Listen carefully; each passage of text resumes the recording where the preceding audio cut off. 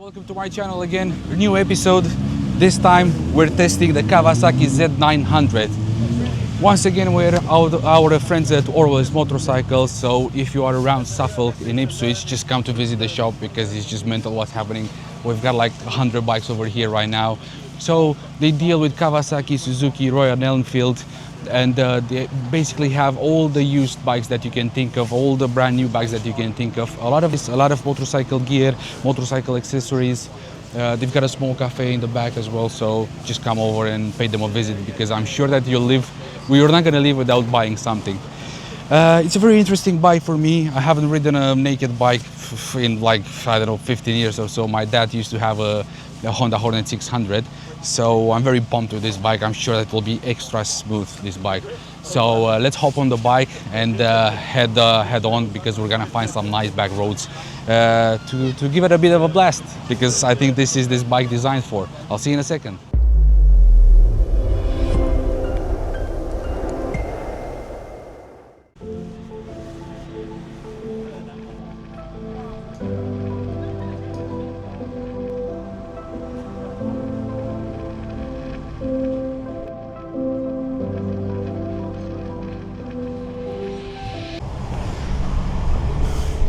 And we're back. Straight from the get-go, I can tell you this bike is smooth. It's smooth as hell. It's just unbelievably smooth.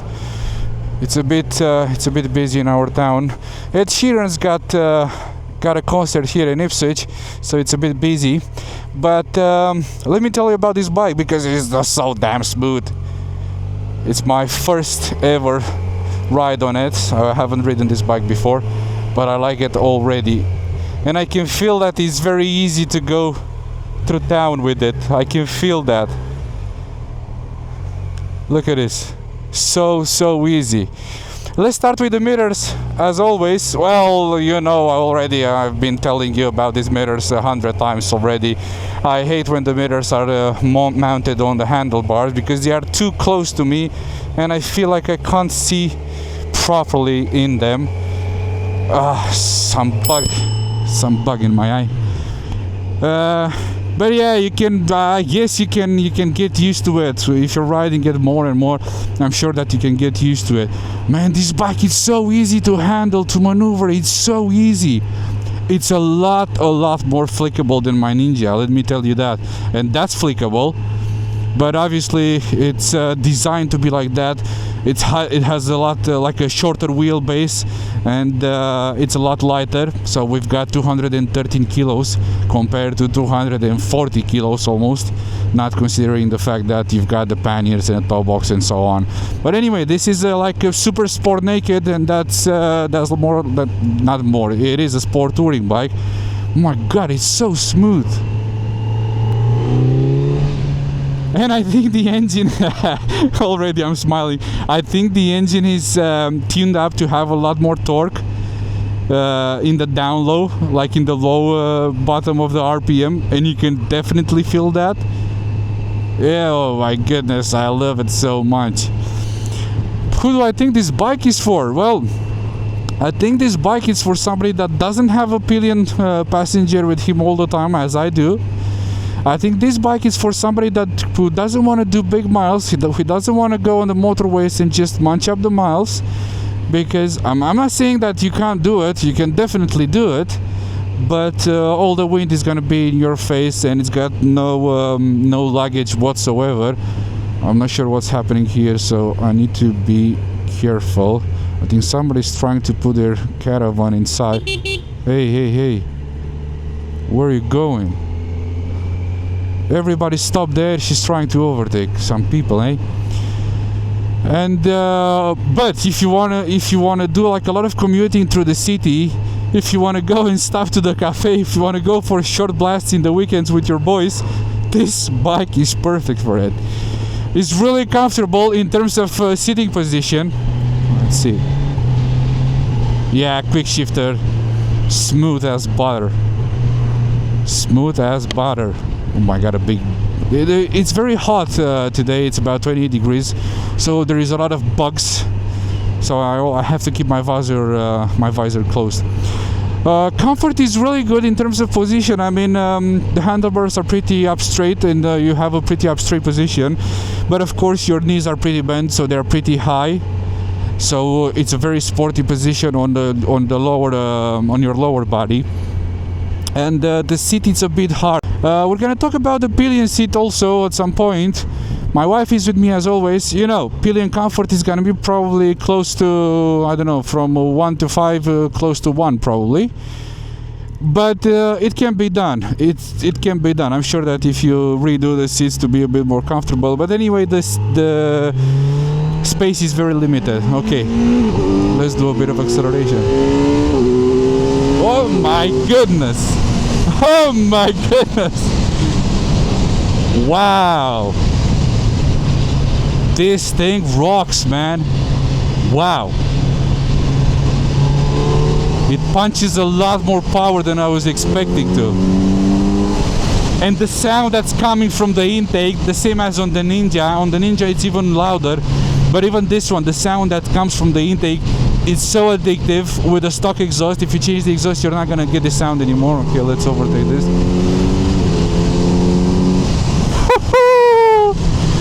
This ride-by-wire throttle is amazing also. Wow, what a bike. Nakeds are not my kind of bikes, but I think they just become my kind of bikes because I just love it. I love it. I wish this guy wouldn't be in front of me. Hello? But yeah. And brakes, wow. Wow, wow, wow. Brakes are a lot smoother than on the Ninja, at least the front brake. Okay, let's accelerate a bit. Yeah, the back brake is alright-ish, I would say like the 7 out of 10. But the front brake is very smooth. It's biting and then straight away it's stopping, so it's really, really good. So if you combine both of them while you're braking, the stopping power is unbelievable, unbelievable. And this is it, Kawasaki Z900 2025. If you ask me, this bike is absolutely stunning. It's just beautiful. Look at this frame. Look what they've done here with the frame, the green frame, all the black bits, the piano black over here. It looks stunning. Let's move on to the front, because the front also, it's unbelievably good. I think they borrowed a bit from the Versys 650 if you look at the shape of the headlight, but they've done it in such a way it looks like a proper Street Fighter. It looks like somebody tuned it already, modified it heavily, and this is how it looks. It has a bit of a screen here, a windscreen here, just to deflect the air. I like the indicators, they are LED, but I think they could have done something a bit more fancier, a bit more Street Fighter-ish, because this is still the same style as on my Z1006 back in 2014-15. But anyway, the front looks stunning also. If you've got this bike, whoa, it's a bit hot. If you've got this bike, I would put a protection for the radiator, so like a radiator guard, because obviously it's naked and all the stones and all the debris from the road is just gonna go into the radiator and probably break it or something like that. Let's move into the back now, because the back also, they've done something so cool with the back. I'll put the ignition on and have a look at this gorgeous tail light. It's gorgeous, stunning, stunning, stunning. The same indicators as on the front. One thing that I would do, of course, I would put a tail tidy on it, because this plastic thing here, I hate it, I don't like it, I never liked them. So I would stick a tail tidy on it, change the exhaust, and it will be a proper Street Fighter bike. We've got 180 on the back, 120 in the front. Dunlop Sport Max tires, a lot of grip, like tons of grip, and like I said, it's so easy to flick it in the corners. The TFT dash, I was saying to you, it has changed. This is the type 1 and it's got another type, so it has changed. It's a 5-inch tablet compared to the 2024 variants of this bike, and I think it looks a lot better. There is the same information as on the Ninja and all of across the variants like Versys and whatever, but I think this one looks a little bit better in terms of customization and animation. if we're gonna press and keep the select button pressed, it's gonna go to the menus. We've got display, we've got date and clock, service, Bluetooth off. Of course, you can change the units to from miles per gallon to liters per 100 kilometer, temperature, Celsius or Fahrenheit, and so on. Let me tell you a bit of a story, because Z900 has a very rich story. Kawasaki came out with the model Z1 back in 1972.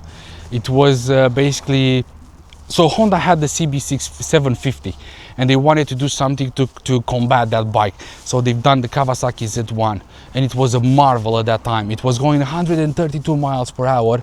It had a 1000 engine, 1000cc engine, and it was unbelievably fast for that era.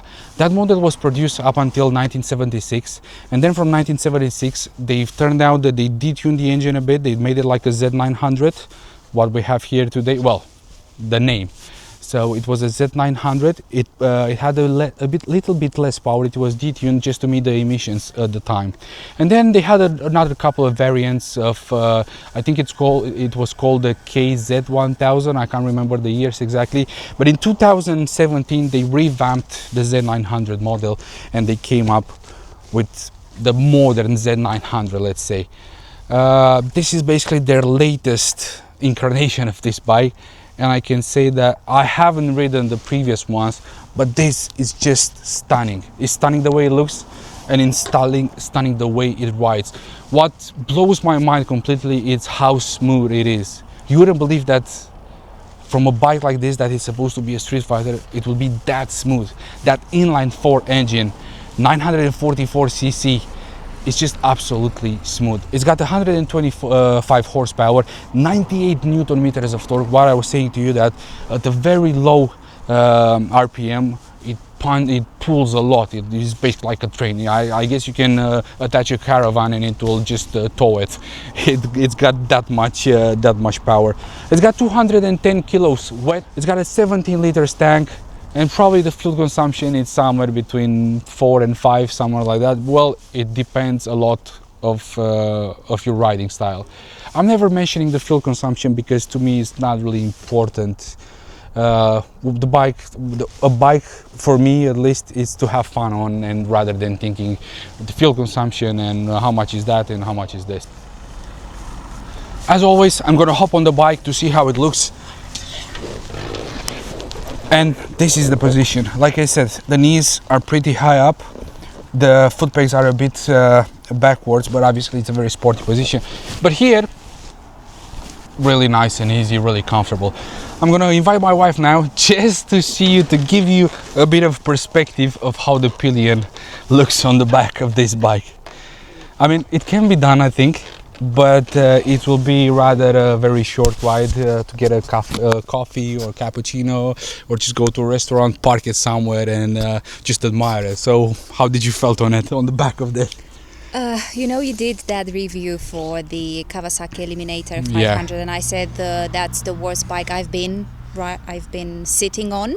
Well, I've changed my mind. This is the worst. The seat is even harder. It's like a rock.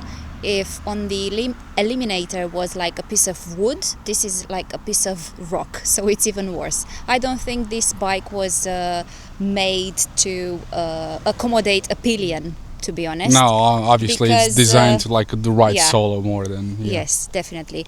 I can understand. I can see that my husband is very excited, but for a pillion, it's a no-no. It's about 28 degrees outside right now. We're wearing full leathers. I'm literally sweating all over my face, but I don't care. I don't care because this is a beautiful day. I just wanted to show you one last thing, the exhaust. Let me show you the exhaust note. If I would be you and I would get this bike, this will definitely be the first thing to change.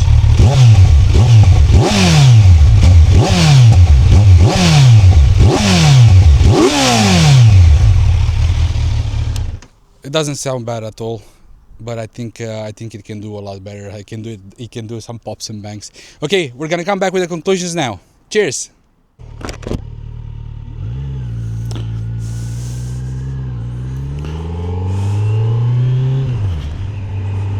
When we go for a ride I see a lot of these naked super sport bikes, and I'm always thinking to myself, why is all those people buying this kind of bikes? Do they really like them?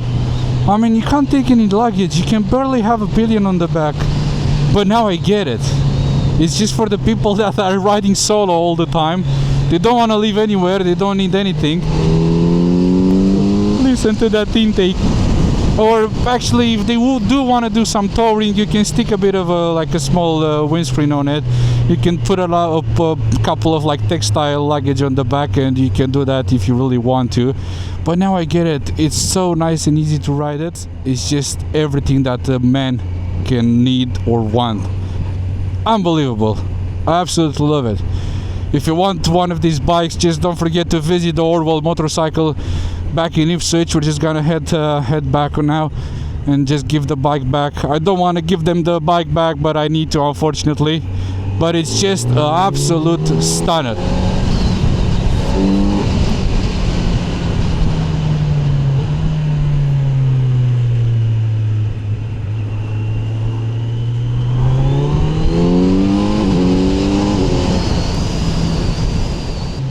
If you guys like this video, don't forget to hit that subscribe button, press the like, press the share.